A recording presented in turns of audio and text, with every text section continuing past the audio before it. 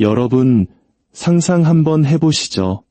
단 하루 만에 한 국가의 경제 전체를 무너뜨리면서 10억 달러, 우리 돈으로 약 1조 3천억 원을 버는 겁니다. 이게 무슨 영화 같은 이야기냐고요?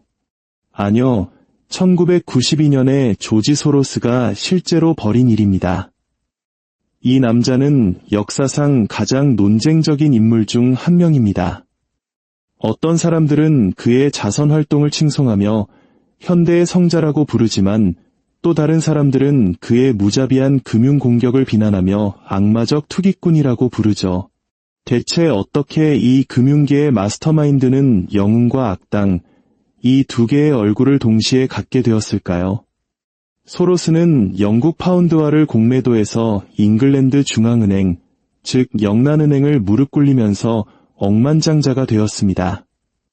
하지만 동시에 그는 마약과의 전쟁 종식, 인권 신장, 민주주의 확산 같은 대의에 막대한 돈을 쏟아부었죠. 그는 자신의 정치적 견해를 관철시키기 위해 돈을 사용하는 것을 결코 주저하지 않았습니다. 오늘 우리는 그의 논란 많은 유산, 그 진실을 파헤쳐보려 합니다. 이것은 영란은행을 파산시키고 세상을 바꾼 남자, 조지 소로스에 대한 이야기입니다. 그리고 시작하기 전에요. 오늘 이야기 끝까지 들으시면 세상을 움직이는 돈의 흐름, 그 거대한 그림을 읽는 치트키 하나를 얻어 가실 겁니다. 이런 금융지혜의 축복을 놓치고 싶지 않다면 구독 버튼 지금 살짝 눌러주시는 거 잊지 마세요. 이런 깊이 있는 금융 거물들의 이야기는 오직 저희 채널에서만 정기적으로 만나보실 수 있습니다. 자, 그럼 조지 소로스의 시작부터 함께 따라가 보시죠. 조지 소로스의 원래 이름은 조지 슈워츠였습니다. 그는 1930년 헝가리 부다페스트의 유대인 중산층 가정에서 태어났죠. 그의 아버지는 1936년 유럽에 점점 커져가던 반유대주의의 그림자를 감지하고 가족의 성을 소로스로 바꿉니다. 선견지명이 있었던 거죠. 헝가리에서의 어린 시절은 대체로 평화로웠지만 그 평화는 나치라는 거대한 폭력이 국경을 넘어오면서 산산조각 났습니다. 1944년 나치 독일이 헝가리를 점령하자 그의 삶은 생존을 위한 처절한 투쟁으로 변했습니다. 나치의 점령은 50만 명이 넘는 헝가리 유대인들의 끔찍한 학살로 이어졌죠. 소로스의 가족은 2조 신분증을 구해 유대인 신분을 숨기는 데 성공하면서 기적적으로 살아남았습니다. 나치의 감시를 피하기 위해 필사적으로 정체를 감춰야만 했죠. 훗날 조지 소로스는 당시를 회상하며 우리는 살아남았을 뿐만 아니라 다른 사람들을 돕기까지 했다고 말했습니다. 하지만 이 발언은 엄청난 논란을 불러일으켰습니다. 일각에서는 그가 나치에 협력하여 동족을 배신했다는 끔찍한 루머를 제기하기도 했죠. 하지만 이를 뒷받침할 명확한 증거는 거의 없습니다. 실제 사실은 이렇습니다. 당시 어린 소로스는 나치의 감독하에 있던 유대인 위원회에서 심부름꾼으로 일했습니다. 위원회는 유대인 공동체에 독일의 지시를 전달하고 집행하는 역할을 맡았지만 그렇다고 해서 소로스가 유대인을 체포하도록 직접적으로 도왔다는 의미는 아니었습니다. 수십 년이 지난 후 소로스는 이 경험에 대해 어떤 수치심이나 죄책감도 느끼지 않는다고 말했습니다. 그는 단지 살아남기 위해 해야 할 일을 했을 뿐이라고 주장했죠. 이 혹독한 경험은 아마도 그의 인생관과 투자 철학에 깊은 영향을 미쳤을 겁니다. 시장의 비정함과 생존의 법칙을 10대 시절의 온몸으로 체득한 셈이니까요. 제2차 세계대전이 끝나자 헝가리는 이번엔 공산주의의 지배 아래 놓이게 됩니다. 또 다른 형태의 억압이었죠. 소로스 가족은 1947년 마침내 헝가리를 탈출해 런던에 정착합니다.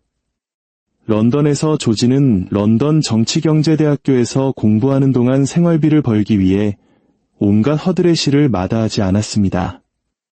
바로 이곳에서 그는 저명한 철학자 칼 포퍼를 만나 그의 사상에 깊이 매료됩니다.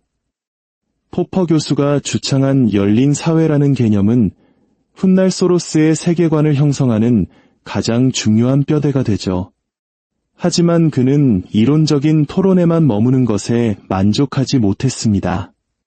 철학자가 되겠다는 꿈을 접고 대신 금융이라는 냉혹한 현실 세계로 뛰어들기로 결심하죠. 1954년 그는 런던의 투자은행 싱어앤프리드랜더에 입사하며 투자 세계에 첫 발을 내딛습니다. 그리고 불과 2년 후 더 큰 기회의 땅인 뉴욕으로 건너갑니다. 처음에는 분석가로 일하며 날카로운 통찰력과 전략적 안목으로 명성을 쌓았고 이후 10년 동안 승진가도를 달리며 월스트리트에서 입지를 다졌습니다. 그의 나이를 고려하면 이미 충분히 성공한 커리어였지만 젊고 야심만만한 소로스에게는 이것만으로는 부족했습니다. 1967년 퍼스트 이글 펀드에서 일하며 헤지펀드 매니저가 된 그는 미국 최고 부유층의 자산을 관리하는 경험을 통해 자신만의 헤지펀드를 만들겠다는 영감을 얻습니다. 그리고 1973년 마침내 소로스 펀드를 설립합니다.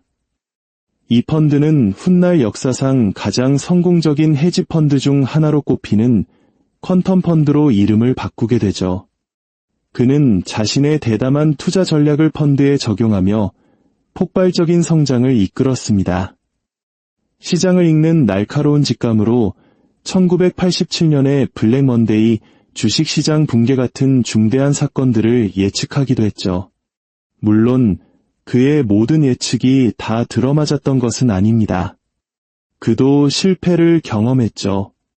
하지만 그때까지의 그의 경력은 역사책에 기록될 만한 수준은 아니었습니다. 평범하게 성공한 펀드 매니저 정도였죠. 하지만 1992년 모든 것이 바뀝니다. 당시 62세였던 조지 소로스는 그의 첫 10억 달러를 단 하루 만에 벌어들일 준비를 하고 있었습니다. 당시 영국은 유럽 환율 메커니즘의 일부였습니다.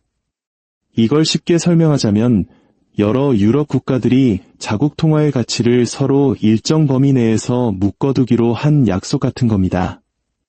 마치 친구들끼리 3인 사각 경기를 하는 것과 같죠. 한 명이 비틀거리면 모두가 영향을 받습니다. 그런데 당시 영국 경제는 침체에 빠져 있었고 파운드화의 가치를 유지하기가 점점 힘들어지고 있었습니다. 통화 가치를 인하하거나 아예 ERM에서 탈퇴해야 한다는 압박이 거세졌죠.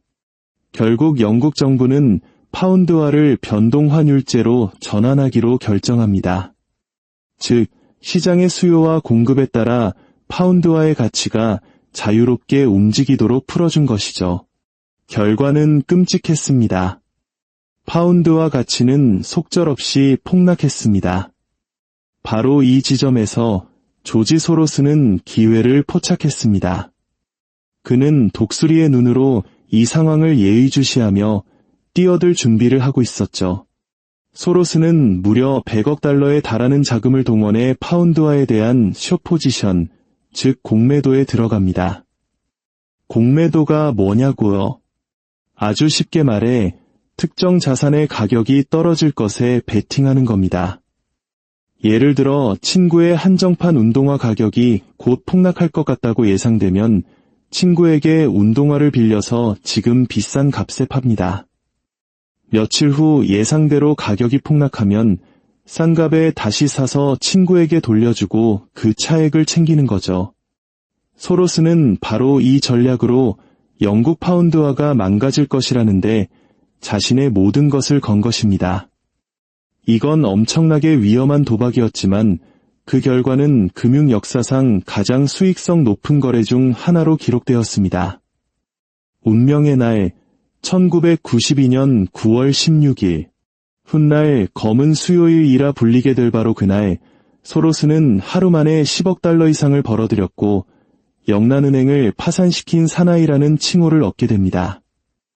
이단 한 번의 거래로 소로스는 국제적인 명성과 막대한 부를 얻었지만 동시에 수많은 사람들에게 경멸의 대상이 되었습니다. 어떤 이들은 그를 선견지명을 가진 투자자로 보았지만 다른 이들은 취약한 경제를 이용해 수백만 명의 사람들에게 고통을 안긴 무자비한 투기꾼으로 비판했습니다. 심지어 소로스가 유럽 통합의 열렬한 지지자였기 때문에 영국의 유로화 가입을 망설이는 것에 대한 보복으로 일부러 파운드화를 공격했다는 정치적 음모론까지 나돌았습니다. 이제 그의 이름은 금융계의 전설이 되었지만 그렇다고 그가 계속 승승장구한 것은 아니었습니다. 사실 그는 여러 차례 심각한 좌절을 맛보게 됩니다.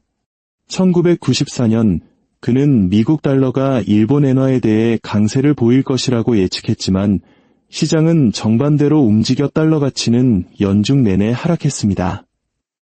이 실수로 퀀텀 펀드는 단 하루 만에 수억 달러의 손실을 입은 것으로 알려졌습니다.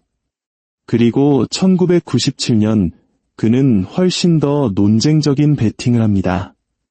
비록 그는 직접적인 개입을 부인했지만 그의 펀드가 태국 바트화에 대해 공매도 포지션을 취했다는 사실을 인정했습니다. 이 움직임은 바트화가 고평가되었다는 신호를 시장에 보냈고 이는 투기적 압력을 촉발시켜 태국의 외환 보유고를 급격히 고갈시켰습니다. 몇 달 만에 태국 경제는 무너지기 시작했고 이는 곧 동아시아 대부분을 휩쓴 아시아 금융위기의 시작을 알렸습니다. 우리에게는 IMF 외환위기로 기억되는 바로 그 폭풍의 서막이었죠. 위기가 심화되자 아시아 지역의 지도자들은 소로스에게 비난의 화살을 돌렸습니다. 특히 말레이시아의 마하티르 총리는 공개적으로 소로스가 말레이시아 링기트와 폭락의 원흉이라고 비난했죠. 금융 혼란이 격화되면서 소로스의 펀드조차 그 충격을 견디지 못했습니다. 결국 그의 펀드는 막대한 손실을 입었고 수십억 달러가 위기 속에서 증발해버렸습니다. 이 격동의 시기를 겪은 후 소로스는 접근 방식을 바꾸었습니다. 2000년 닷컴 버블이 붕괴되자 그는 더욱 보수적으로 변해 매우 신중한 투자 전략을 선택하게 됩니다. 제가 마치 소로스가 영국 파운드와 공격 한 번으로 성공한 원 히트 원더처럼 이야기하는 것 같지만 오해하시면 안 됩니다. 그는 여전히 매우 노련한 투자자였습니다. 제가 그의 실패 사례들을 강조했지만 그의 매우 긴 경력 동안 그는 수많은 성공적인 베팅을 통해 꾸준히 부를 축적했고 당대 가장 성공적인 투자자 중 한 명이 되었습니다. 새로운 천년은 소로스 개인에게도 전환점이 되었습니다. 그는 자신의 또 다른 열정인 자선 사업에 더 많은 시간을 할애하기 시작합니다. 이미 1984년부터 소로스는 열린사회재단을 설립하며 자선활동의 세계에 뛰어들었습니다. 이 재단은 처음에는 그의 고향인 헝가리에 초점을 맞췄습니다. 그는 장학금을 수여하고 기술 지원을 제공하며 학교와 기업의 현대화를 도왔습니다. 흥미로운 점은 당시 헝가리가 공산주의 국가였음에도 불구하고 소로스는 어떻게든 정부의 간섭 없이 재단이 자유롭게 활동할 수 있다는 보장을 받아냈다는 것입니다. 냉전이 끝나고 소련의 영향력이 약해지자 소로스는 그의 활동을 동유럽 전역으로 확장했습니다. 체코슬로바키아, 폴란드, 러시아 등에도 재단이 설립되었죠. 그 후 그는 미국, 아프리카, 라틴 아메리카, 아시아의 프로젝트에 자금을 지원하며 활동 범위를 더욱 넓혔습니다. 그의 자선 활동 범위는 교육에서부터 민주적 거버넌스, 투명성 강화에 이르기까지 매우 방대했습니다. 하지만 소로스의 자선 활동은 다른 많은 자선가들과는 조금 달랐고 논란의 여지가 많았습니다. 단순히 재정적인 도움을 넘어 뚜렷한 이데올로기를 전파하는 것을 목표로 했기 때문입니다. 그의 자선 활동은 열린 사회라는 아이디어를 중심으로 이루어졌습니다. 기억하시죠? 그가 런던 정경대 시절 칼 포퍼 교수에게 깊은 영향을 받았던 바로 그 개념입니다. 간단히 말해 열린 사회란 권위주의적 통제에 저항하고 합리적인 교류를 촉진하는 사회를 의미합니다. 소로스에게 이는 자유, 평등, 번영이라는 공유된 가치에 기반한 글로벌 협력을 장려하는 것을 의미했습니다. 즉, 그는 국가 및 국제정책과 제도를 변화시키려 했습니다. 그의 재단은 국경의 경계가 흐려지고 통합되고 세계적으로 의식 있는 공동체를 지향하는 세상을 옹호했습니다. 그리고 그의 노력은 세계 사회에 지울 수 없는 흔적을 남겼습니다. 아마도 가장 주목할 만한 것은 그의 활동이 소비에트 연방분교에 기여했을 수 있다는 점입니다. 그는 1990년 자신의 저서에서 헝가리 재단의 역할이 문화 및 사회활동을 위한 대안적 자금원을 제공함으로써 독단적인 이념의 독점을 악마화하는 데 도움을 주었다고 말했습니다. 이 전략은 결국 내부로부터 공산주의 통제를 약화시키는 데 기여했습니다. 한편 서방에서는 시민의 자유와 개인의 권리 지형을 재편하는 운동들을 지지했습니다. 2000년대 초 그는 유료용 마리화나 합법화 운동에 자금을 지원했고 이후에는 동성결혼 합법화 운동도 지지했습니다. 이러한 움직임은 많은 서구 국가에서 진보 정치의 동력을 만드는 데 기여했습니다. 소로스는 또한 교육을 통해 새로운 세대의 글로벌 리더를 양성하고자 했습니다. 이를 위해 그는 중앙유럽대학교를 설립하여 열린 사회의 가치를 체화한 초국가적 유럽 엘리트 세대를 육성하고자 했죠. 2017년 소로스는 개인 재산 중 무려 180억 달러, 우리 돈 약 24조 원을 자신의 재단에 이전하며 단일 기부로는 역대 최대 규모의 기부를 단행했습니다. 이로써 그의 총 기부액은 320억 달러를 훌쩍 넘어서게 되었죠. 이 막대한 기부금은 앞으로 수십 년 동안 재단이 전 세계적으로 열린 사회를 증진시키는 활동을 계속할 수 있도록 보장하기 위한 것이었습니다. 이처럼 그는 간접적인 방법으로 변화에 영향을 미쳤지만 21세기에 들어서면서 그는 더욱 직접적인 방법을 채택하기 시작합니다. 조지 W. 부시 행정부의 11테러 대응은 소로스에게 또 다른 전환점이었습니다. 그는 경제적 영향력에서 직접적인 정치 개입으로 방향을 틀게 됩니다. 소로스는 부시 대통령의 공격적인 수사, 특히 우리 편이 아니면 테러리스트 편이다 라는 발언에 큰 충격을 받았습니다. 그는 이것이 자신이 유럽에서 그토록 싸웠던 권위주의 이데올로기를 연상시킨다고 보았습니다. 그는 이러한 접근 방식이 미국을 영구적인 전쟁 상태로 이끌고 끝없는 해외 개입과 국내 억압 증가라는 악순환을 낳을 것이라고 두려워했죠.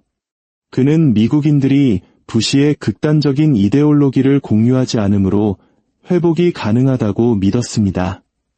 그래서 2004년 대선에서 존 케리 후보를 지지했지만 결과는 부시의 승리였습니다. 이 패배는 그에게 미국 국민의 정치적 판단력에 대한 신뢰의 위기를 안겨주었고 민주적 이상을 지키기 위해서는 더 이상 중립을 지킬 수 없다고 확신하게 만들었습니다. 이후 소로스는 자신의 가치와 일치하는 지도자들을 지지하며 정치적 후원에 더욱 집중했습니다. 그는 버락 오바마, 힐러리 클린턴, 조 바이든 등 민주당 후보들의 주요 재정적 후원자가 되었습니다. 어떤 이들은 이를 진보적 가치에 대한 헌신으로 옹호하지만 다른 이들은 개인적 이익을 위한 정치적 책략에 불과하다고 봅니다. 자, 그렇다면 진짜 조지 소로스는 누구일까요? 그의 영향력은 정치적 좌파와 우파 모두로부터 혹독한 비판을 받으며 여전히 양극화되어 있습니다. 좌파 비평가들은 종종 소로스를 통제받지 않는 부의 축적을 통해 불평등을 영속시키는 강력한 과도 재벌로 봅니다. 그들은 소로스가 억만장자라는 지위 자체가 공공복리보다 이윤을 우선시하는 자본주의 시스템과 그를 일치시킨다고 주장합니다. 즉, 그가 쌓아올린 부는 수많은 평범한 사람들의 삶에 해를 끼치는 바로 그 부패한 시스템 내에서 만들어지고 그 혜택을 본다는 것이죠. 반면에 우파 비평가들은 그가 글로벌리스트 의제를 조장하여 국가 주권을 약화시키고 서구의 문화적 정체성을 침식하고 있다고 말합니다. 그들은 소로스가 다문화주의를 장려하는 계획에 자금을 지원함으로써 전통적 가치를 훼손하고 국가를 하나로 묶는 접착제를 약화시킨다고 봅니다. 하지만 흥미롭게도 소로스 자신은 이 양쪽 모두의 반대 의견을 표명합니다. 그는 과도한 세계화와 시장 근본주의가 오히려 자신이 꿈꾸는 열린 사회를 위협한다고 주장합니다. 규제받지 않는 글로벌 자본주의가 조세 회피를 가능하게 하고 공공복지를 굶주리게 하며 위험한 대출 관행을 허용하여 결국 경제를 불안정하게 만들고 불평등을 악화시킨다는 것이죠. 그리고 이 불평등이 결국 분노를 낳고 급진적인 이데올로기에 불을 지핀다고 경고합니다. 그의 의도는 더 공평한 세상을 만들고자 하는 열망에서 비롯되었을지 모르지만 궁극적으로 중요한 것은 그의 행동이 낳은 결과일 겁니다. 논란은 잠시 접어두고 금융세계에서 그의 영향력에 대해 이야기해 봅시다. 그의 이미지는 그야말로 전설적입니다. 단지 하루 만에 10억 달러를 벌었기 때문만은 아닙니다. 그는 30년 이상 연평균 30% 이상의 수익률을 기록하며 1200만 달러의 초기 투자금을 수십억 달러로 불렸습니다. 의심할 여지 없는 금융계의 거물이죠. 그는 자신의 성공 비결로 재기성 이론을 꼽습니다. 이 이론은 투자자들의 인식과 실물 경제가 밀접하게 연결되어 있어 사람들의 믿음만으로도 경제적 결과를 형성할 수 있다는 것을 강조합니다. 전통 경제학이 시장을 안정적이고 논리적인 곳으로 가정하는 것과 달리 소로스는 시장이 본질적으로 불안정하며 투자자의 심리에 따라 가격이 실제 가치에서 크게 벗어날 수 있다고 보았습니다. 그의 이런 접근 방식은 늑대 때 효과를 낳았습니다. 다른 투자자들이 그의 움직임을 따라 하기 시작하면서 많은 정부는 소로스가 자국 통화에 집중하는 것을 두려워하게 되었습니다.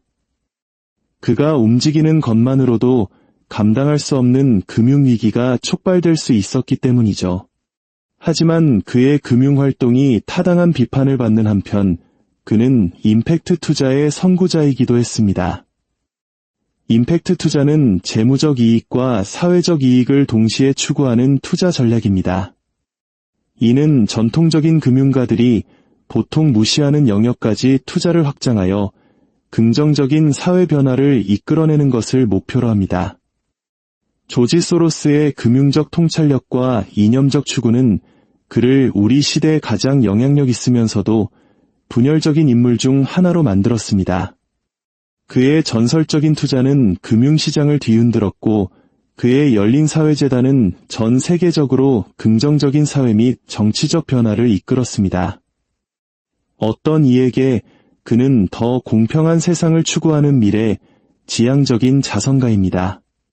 하지만 다른 이에게 그는 정부에 도전하고 자신의 이익을 위해 정책을 조종하는 막강한 영향력을 휘두르는 부패한 억만장자일 뿐입니다. 그는 통화가치 하락에 베팅하여 번 돈으로 사회운동에 자금을 지원했습니다.